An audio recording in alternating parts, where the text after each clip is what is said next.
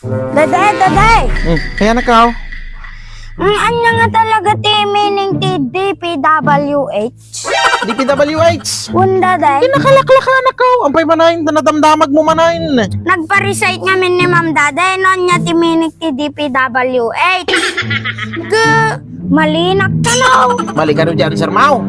Daday. Ampay yan, yaman natin sungsungba mo manayin. Daming pera, walang hirap. Natin sungsungba, Mau.